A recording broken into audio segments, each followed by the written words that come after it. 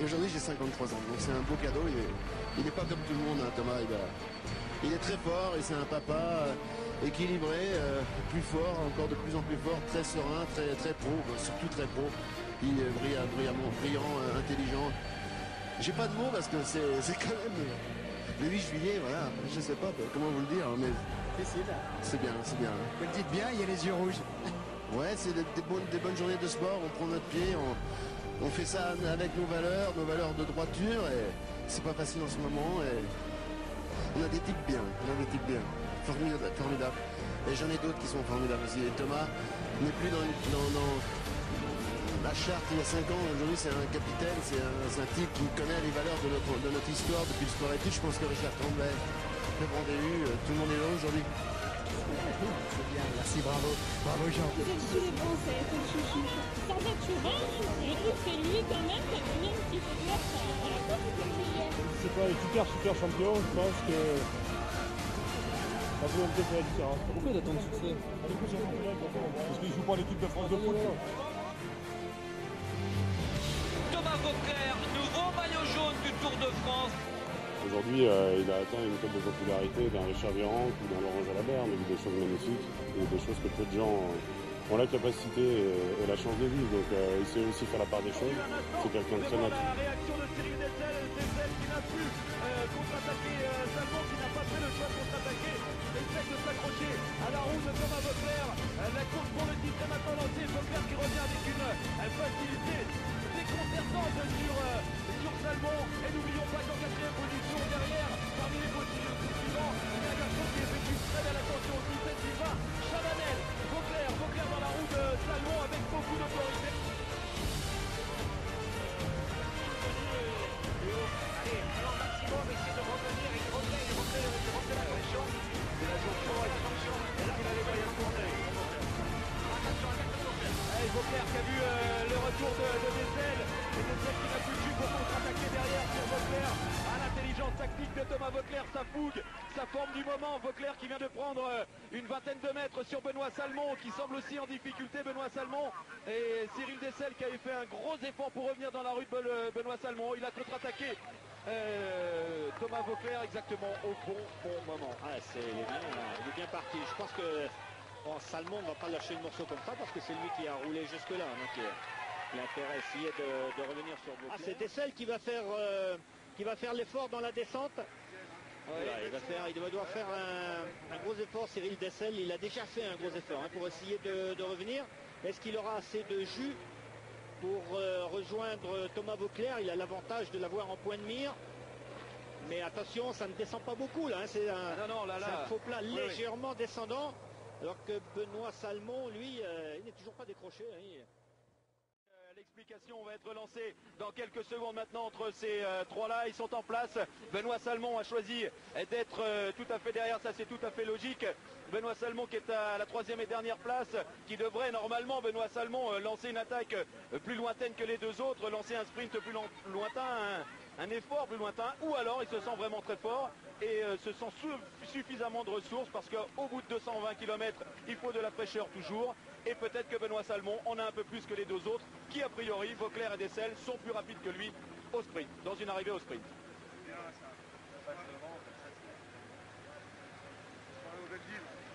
Dessel qui mène pour l'instant, qui est devant Thomas Voeckler. Benoît Salmon est en 3e position, commence à monter sur les pédales. Benoît Salmon, c'est peut-être lui qui va déclencher la bagarre, qui va déclencher le sprint sur cette longue ligne droite d'arrivée ici à Pont-du-Fossé, dans le département des Hautes-Alpes pour ce championnat de France. Cyril Dessel devant, qui observe, qui contrôle.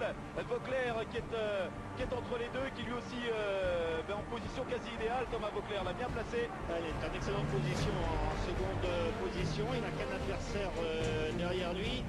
Et si Salmon attaque, je pense que nous sommes à 500 mètres à peu près leur intérêt. Attention, Salmon se laisse décrocher, il va attaquer. Salmon s'est laissé décrocher, Voeckler l'a vu. Salmon qui commence à monter sur la selle. Ça roule tellement doucement qu'il n'arrive pas à se faire décrocher, Salmon. Il va être obligé de freiner pour pouvoir perdre un petit peu d'allure. Et ça, on n'aime pas freiner parce que si on est vraiment, si on doit commencer l'effort en étant vraiment trop doucement, une vitesse Là, Dessel a lancé le sprint, c'est parti, Dessel a lancé le sprint, Salmon a réagi, Salmon qui pour l'instant au coude à coude avec Dessel et Thomas Voeckler qui va à la roue des deux, qui va prendre peut-être à l'extérieur, Dessel qui est battu, semble-t-il, c'est Thomas Voeckler qui va aller chercher le titre de champion de France, Thomas Voeckler, champion de France devant Cyril Dessel et Benoît Salmon, une victoire de Montpellier, il a été le mieux placé, il a été récompensé, il demande Cyril Dessel,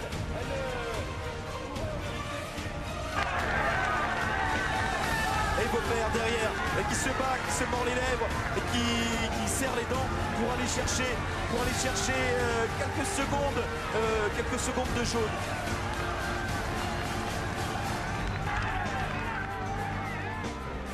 À 500 mètres de la ligne, Thierry Bricot est monté à ma hauteur pour me dire que c'était bon, que ça devrait le faire, mais quand j'ai aperçu le chrono décompté et que j'ai vu que c'était inférieur aux 5 minutes, il n'y a que là que j'ai compris et je me suis vraiment battu jusqu'au bout. De sauter dans la roue sur le plat. Nouvelle attaque de Bouygues Télécom, 3 km de l'arrivée. Vous avez vu la manière? c'est Voeckler. C'est Thomas Voeckler. Thomas Voeckler qui vient de gagner le Tour de Poitou-Charentes, qui marche très très fort en cette fin de saison. Il est bien sorti Thomas Voeckler. Remarquable, il balance sa tête. Je ne sais pas s'il va pouvoir tenir le coup parce que ça va être très très dur. Il a lui aussi le disque tricolore. Thomas, il a bien sûr été champion de France. C'est probablement l'un des coureurs préférés du public français. Thomas Voeckler qui a réussi à prendre quelques longueurs. Il est en forme. Il vient de remporter le Tour de Poitou-Charentes et dans le contre-la-montre, disputé sur 20 km, il n'avait concédé que 28 secondes à Bradley Wiggins, ce qui était une excellente indication. Il doit terminer en poursuiteur et il le fait. Remarquable, hein, la manière dont Thomas Voeckler a attaqué. C'est la présence d'esprit. Il a vraiment attaqué à un moment où ça commence à ralentir. Il est arrivé en face des hommes de tête. Il allait 2 fois plus vite. Vous avez vu, il est passé presque dans le fossé pour pouvoir sortir. 1 km 700 de l'arrivée. C'est un contre-la-montre que dispute Thomas Voeckler sous vos yeux. Regardez le peloton sur la largeur de la route. C'est plutôt bon signe. On se regarde. On attend de savoir qui va passer.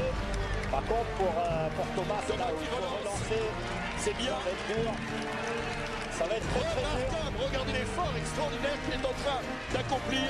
Thomas Voeckler, symbole de la génération Bernodot, symbole de la réussite du Vendée U. Ça, c'est du Voeckler à 100%. Quand on le voit à Ardieu, on le voit vraiment... Il ne faut plus se retourner, Thomas.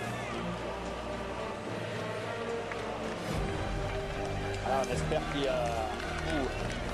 Ça va être dur, parce que la fin, le peloton va débouler très très vite. Mais on n'a pas l'impression que la chasse est vraiment lancée. On ne voit plus les liquidages devant, c'est comme une indication. Ni les quick-steps non plus rouler. On laisse faire, on se regarde.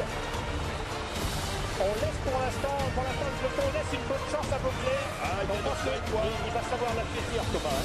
Cette bonne chance, en général, c'est rare qu'il se loupe. Qui a été maillot jaune du Tour de France, on s'en souvient. Qui a bien sûr été champion de France. Qui prend un cyclisme propre. Thomas Voeckler va peut-être obtenir ici l'une des plus belles victoires de sa carrière. Allez. Il y croit. Il va gagner. Ça va vraiment une rage. Il ne sera pas repris. Il est bon, il est bon. Thomas Voeckler va gagner le Grand Prix de Plouay, va gagner le Grand Prix West France, c'est une certitude. Devant le public breton, public qui aime dans le cyclisme, qui aime les coureurs généreux, comme l'est Thomas Voeckler. Il se retourne encore une fois, il est sûr d'avoir gagné, il lève les bras, il a raison, bravo. Un rond, Thomas Voeckler.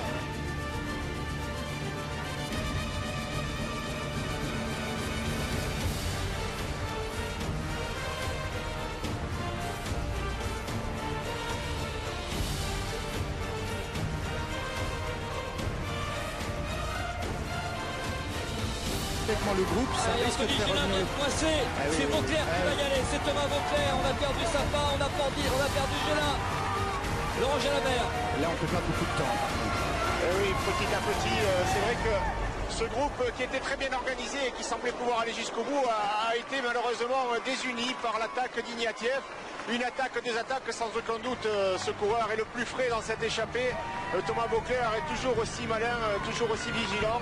Mais à plus de 5 km de l'arrivée, là, à 4 maintenant, il faudrait qu'ils arrivent à nouveau à s'entendre, à rouler, pour éviter de s'arrêter après chaque attaque, comme c'est le cas encore à nouveau, où là, le peloton, bien sûr, qui lui roule à un rythme régulier, mais est en train de reprendre beaucoup de terrain.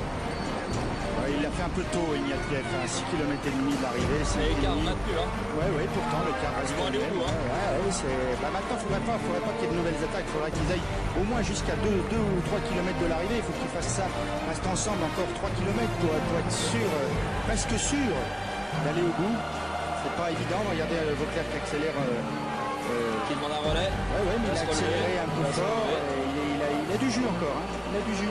7e Tour de France. Là, ça se relève. Là, on perd du temps. On va dire, il y a moins d'une minute maintenant. 7e Tour de France pour Thomas Voeckler. Attention de trop jouer là au début. Oui, parce que leur seule chance, évidemment, de gagner cette fois, c'est d'arriver à 4. Thomas Voeckler veut finir tout seul. Oui, mais là, c'est pas le plus rapide, hein, là, c'est clair. Là, 4, c'est encore plus facile pour Itarovic, même si la chasse regarde. Voeckler qui veut tenter quelque chose, mais c'est téléphoné. Allez, Thomas Voeckler qui est parti.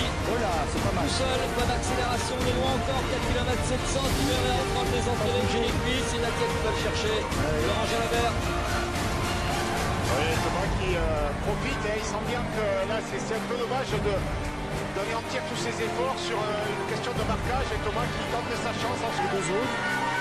Maintenant, pouvoir lâcher les deux autres, ça va pas être si simple que ça. Et Thomas qui a plus qu'une chose en tête, plus qu'une chose à se faire, c'est à fond jusqu'au bout. On voit le vide peut-être. Et l'écart entre eux, vous avez vu l'écart, merci Jean-Maurice. Thomas Voeckler, 8 jours en jaune sur le Tour de France 2004. Meilleur jeune du Tour de France 2004. Vainqueur d'étape sur les 4 jours de Dunkerque. Sur la route du Sud, vainqueur de Paris-Bourges en 2000 de l'arrivée. Peut-être la première victoire française. 3 km d'effort pour l'ancien champion de France. Pour Thomas Voeckler, un des Français de cette année 2009. Thomas Voeckler, le jour de l'anniversaire de Jean-René Bernaudot, son manager général, le box, coup de téléphone plus jamais à la relance, Thomas Voeckler. Je peux vous dire c'est remonté. Attention, voilà, il a changé la main en haut du guidon. Thomas Voeckler, 3 km, un petit peu moins, Albert Timmer, et Mihail Ignatieff derrière, ils se sont débarrassés d'Itarovic, c'est important. Moi qui vous disais qu'il pourrait moins bien, hein, qu'il fallait pas mentir. Si. J'ai failli vous dire. Ah bah là. Si, vous avez raison. C'est tendu là, hein, tout le monde est à fond. Allez. Faut rester concentré, ne pas bien choisir ses trajectoires, essayer de se protéger du vent chaque fois que c'est possible. Regardez la foule. Allez, 2 km. 2 km. Il est où Laurent Jalabert? Il est où Timmer? Il est où Albert? Il est à 7 secondes, c'est vrai que c'est tendu, tout le monde est au maximum. Timmer qui est bien sorti tout à l'heure, semblait pouvoir revenir, mais là ça plafonne. Ignatieff est lui aussi à 7 secondes de Timmer. Voilà, c'est en ordre dispersé ici, et Thomas Voeckler qui grimace, qui relance, on sent bien que les cuisses sont lourdes, qu'il n'en peut plus Thomas, mais il se retourne souvent, mais pour l'instant je pense que ça peut le faire, ça va aller. Timmer qui semblait revenir tout à l'heure est en train de coincer maintenant. Allez Thomas. Ce qui est sûr, c'est que le peloton ne reviendra pas, ça va jouer entre ces 3 coureurs. Évidemment, Voeckler a la meilleure chance, il est en tête. Pas trop vite Thomas Voeckler, faut pas, ce serait sa première victoire. Ça y est, ça coince là, il va un peu moins vite là. Regardez, le rythme de pédalage est moins bon, ça bouge un petit peu plus, voilà, il regarde derrière. Ah, c'est bon signe pour Thomas, c'est bon signe ça. Il est obligé de se mettre en danseuse, alors que Thomas Voeckler est toujours bien assis sur sa selle. Allez Thomas, faut pas se retourner. Il voit la flamme rouge et il relance Thomas Voeckler. Peut-être la première victoire française sur ce Tour 2009. Il est parti au kilomètre 12, c'est lui qui a formaté cette échappée, ça n'a pas été simple. Le peloton est revenu à 38 secondes et il aperçoit la flamme rouge. Les rues de Perpignan, là où Salvatore Dali a dit qu'il aimait le Tour de France, lui qui avait d'ailleurs réalisé, lui l'amoureux du Tour, la carte postale du Tour de France 59. Il faut arrêter de se retourner Thomas, ça c'est des pertes d'énergie, il faut y aller maintenant. Les Français gagnent. Plus qu'un kilomètre. Les Français gagnent à Perpignan, 16 victoires françaises déjà. La dernière, Laurent Bébian en 97. Thomas Voeckler, les Français vont peut-être gagner, un ancien champion de France va sans doute gagner. Ouais, c'est bon, regardez, c'est bon, il a faibli. 11, il y en avait 7 tout à l'heure, c'est bon. C'est bon. Et là c'est l'euphorie, hein, c'est sûr. D'ailleurs il a l'impression vraiment qu'il va un petit peu plus vite même, c'est fini. C'est fini pour le Hollandais. on ne peut pas se retourner, allez. C'est la 5e étape du Tour de France. Cap-Perpignan, 196 km 500. Un des chouchous du public français. À 17h15, Thomas Vauclair en direct sur France 2. Lui, originaire de La Roche-sur-Yon, qui vit à La Roche-sur-Yon, originaire né à Châteaubriand, qui n'a pas eu une enfance facile.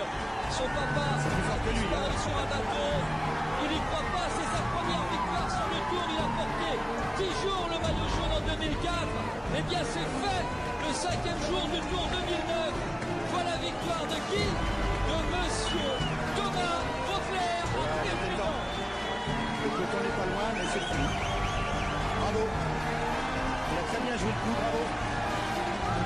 Christophe Lemaivel de la Française des Jeux s'accroche aux roues de Pierrick Fédrigo et de Thomas Vauclair, mais refuse de prendre les relais et les poursuivants les rattrapent rapidement. À 34 km de l'arrivée, Thomas Vauclair met un coup d'accélérateur et tente une percée en solitaire. Christophe Lemaivel est le seul à accrocher le coureur B-Box. À deux, ils s'entendent bien et creusent sensiblement l'écart avec leur poursuivant que contient Pierrick Fédrigo. Dans le dernier tour, les montées ralentissent le duo de tête qui voit son avance diminuer. À 14 km de l'arrivée, une dizaine de secondes seulement, laissées par deux groupes suivants. Thomas Vauclair montre alors des signes de faiblesse à son directeur sportif Didier Rousse, mais difficile de savoir s'il s'agit de bluff ou non. Lemaivel tente de le décrocher, mais le Vendéen ne se laisse pas faire. Dans les derniers kilomètres, les deux coureurs s'observent en attendant de lancer le sprint, et c'est finalement Christophe Lemaivel qui attaque le premier. Il ne parvient pas à dépasser Thomas Vauclair qui franchit la ligne d'arrivée en tête. Une vraie revanche sur sa deuxième place de 2006. Et des coureurs comme moi, on ne peut pas se permettre de rêver de gagner le Tour de France ou même le championnat du monde, sauf circonstances particulières. Le championnat de France, c'est un objectif pour énormément de coureurs français, donc moi. J'avais trouvé plein, je voulais pas le dire, mais j'avais trouvé plein de points communs avec 2006. Et je me disais qu'il n'y avait pas de raison que ça marche pas. Ça fait 3 ans que j'ai pas la possibilité de jouer le titre parce que j'étais enterré, comme on dit, avec un groupe de coureurs à l'arrière.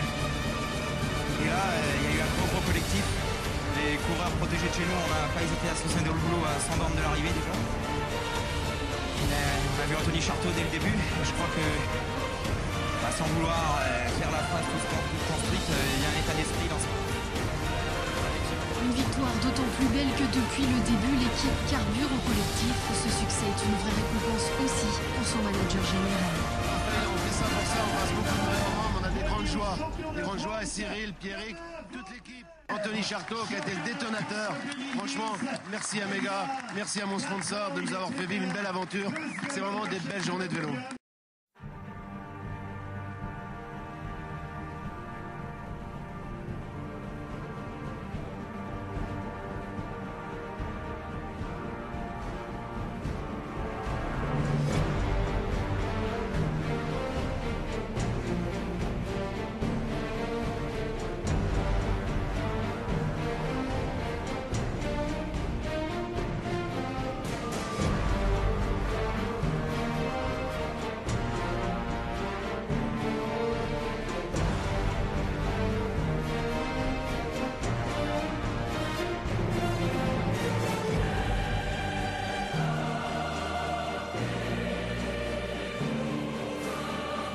Thomas Vauclair comes home now to the cheers of the crowd here, conquering the major mountain.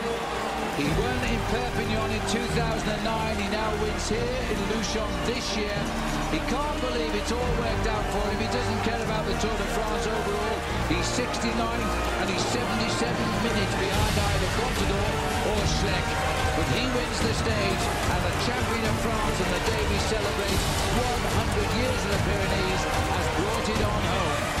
Well, it's a fitting end for this celebration film for the French and the French national champion to take the glory on a magnificent day. Here he is into the final 150 metres of the second Pyrenean Act.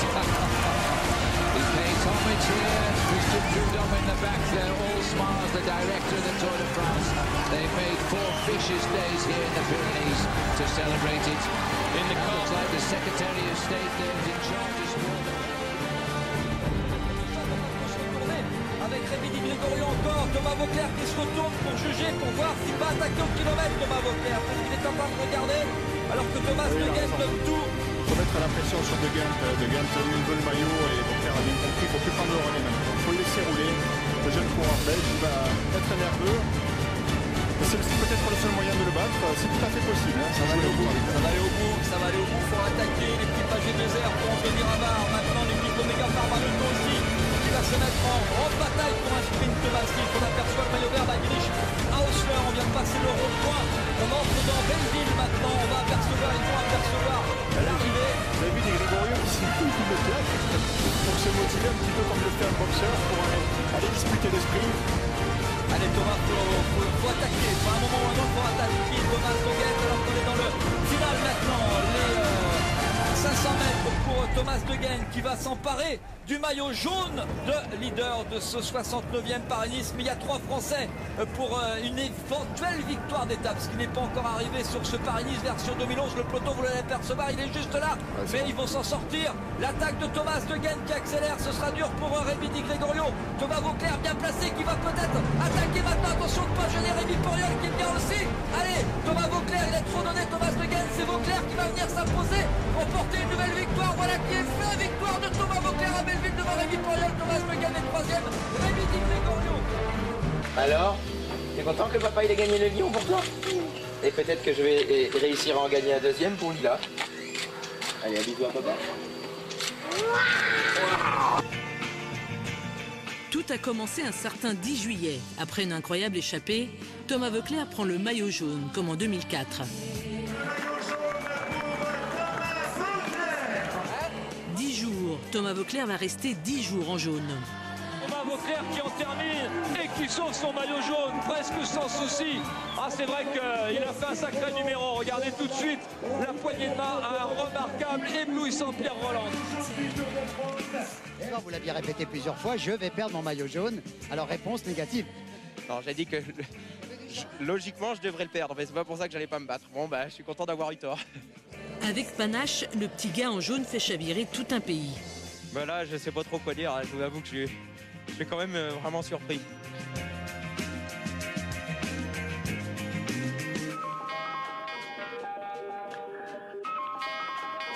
Voeckler en jaune avant la dernière étape des Pyrénées, qui l'eût cru? Thomas Voeckler réussit dans la montée du plateau de Bayle encore un sacré numéro, contrant toutes les attaques d'Andy Schleck et des Cadors, adversaires des meilleurs. C'est reparti pour Andy Schleck et c'est Thomas Voeckler qui répond avec son maillot jaune. Il est extraordinaire. Regardez Thomas Voeckler qui est encore là pour attaquer. Thomas Voeckler, toujours maillot jaune du Tour de France et avec panache. Thomas Voeckler redonne le sourire à la France. C'est l'antistar au milieu des géants. Une épidémie de Voecklermania s'étend alors sur les routes du Tour. Et s'il ne gagne pas? Et si, il va gagner. Mais si c'est obligé qu'il va gagner, c'est obligé. Il va gagner, Thomas. Et s'il a trop chaud et qu'il son maillot, qu'est-ce qui se passe?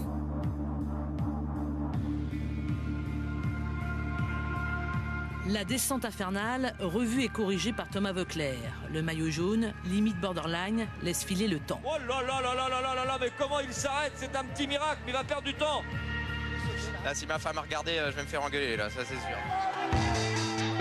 Thomas Voeckler s'accroche au fil de son maillot avec grandeur. Formidable Thomas Voeckler, héroïque Thomas Voeckler, extraordinaire bonhomme. Avec panache et en jaune, en haut du Galibier pour une 10e journée d'affilée et pour 15 secondes seulement. Le lendemain, le héros de juillet va devoir quitter son maillot. Le jaune lui allait pourtant si bien. L'aventure est terminée, mais qu'importe, Thomas Voeckler nous a tous fait rêver.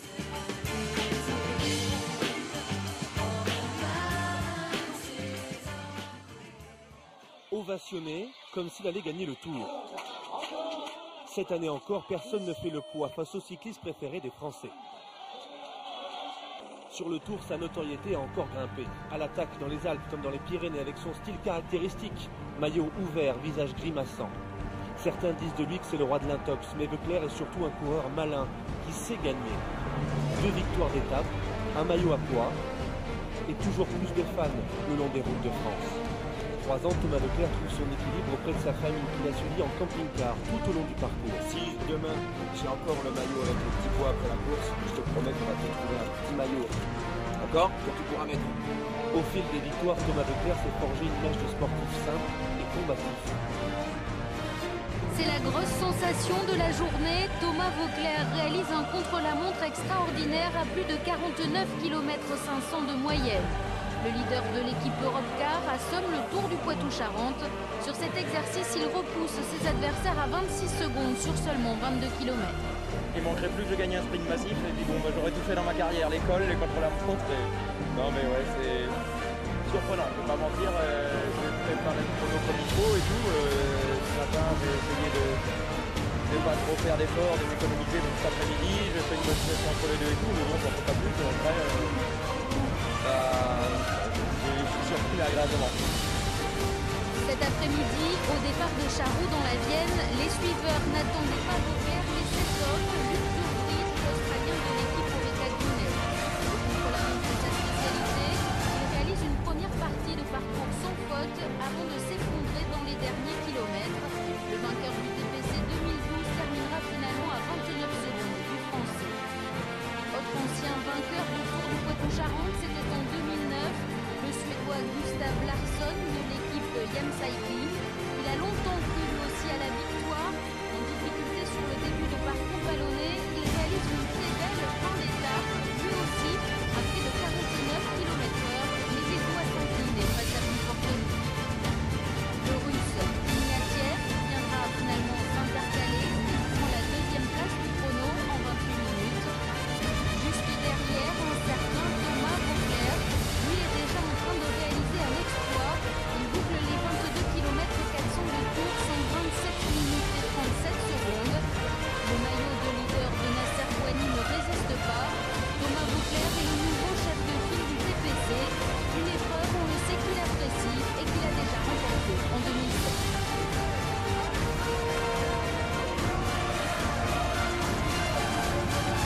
La 27e édition du Tour Poitou-Charentes.